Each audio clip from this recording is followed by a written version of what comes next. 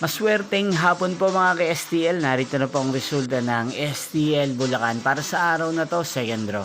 March 7, 2026, araw ng Sabado. Naway, ang mga natayaan nyo pong mga numero kanina ay manalo nawa ngayong hapong ito, 4 PM. Kaya kunin nyo na po ang inyong mga ticket. Narito na po ang resulta.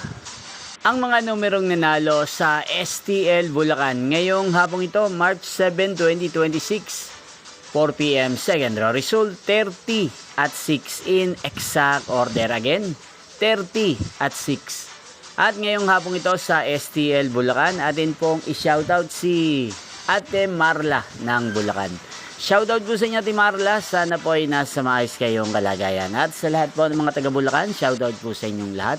Inyo pong napanood ang resulta ng STL Bulacan. Magkita-kita pong muli tayo mamayang 8 PM para sa third draw result ng STL Bulacan. Thank you for watching.